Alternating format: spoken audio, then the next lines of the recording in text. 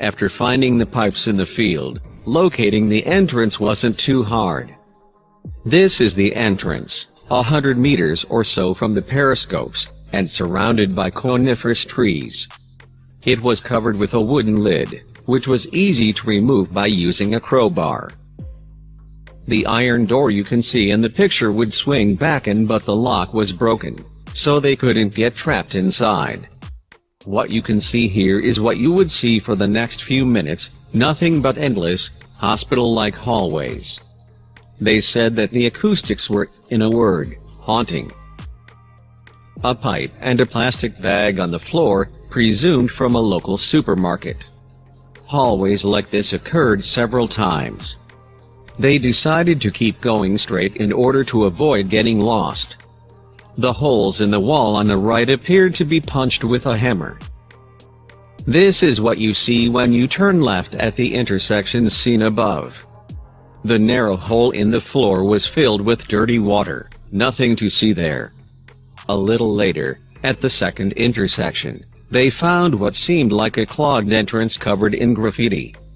Obviously they weren't the first people to visit. The hallway, as they found out, wasn't straight at all. It had several slight turns, leading to another long hall to the left. You can see more random punches in the wall. This is the view looking back. At this point they were both uncertain if they should proceed or get the hell out of there. Notice graffiti in the top right. The one on the left translates to help. This big yellow door came out of nowhere. They were expecting, and hoping, for an exit or another dead end. They had no clue how a single person or even couple people would be able to open those, since they seemed as heavy as bank vault doors. There were Cyrillic letters on this particular one, yet it was hard to decipher. Right next to one of the broken doors, it reads, "Exit number 2." I don't know what these did back in the day, possibly for ventilation.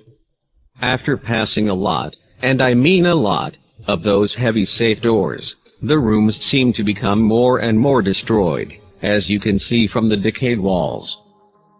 Looking back where they came from, you can get an impression of the number of heavy doors any visitor has to pass, placed directly one after another. Proceeding onwards, the graffiti clearly read, "Hello Satan, I love you." Not something you want to read down there. Here is a different angle of the Satan graffiti, seen on the wall to the left. They decided to enter the corridor on the front left. The walls were massive and metal-like. My friend and I suspected it to be lead or something similar. Notice a small red number on the wall, 2211, and the cryptic painting in the background, made of black lines. When you passed a few corners in the lead wall corridor, you'd set foot in this flooded area, which was set a single step below the prior rooms. They only stuck their heads in to take some pictures. This is what you would see when you turned left. A bigger room, also flooded. It seems slightly tilted.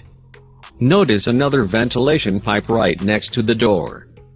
This was the first time on the whole tour one of the explorers literally panicked. Terrified by the silhouette of this pile of rubble, resembling a crouching or sitting man. Another flood.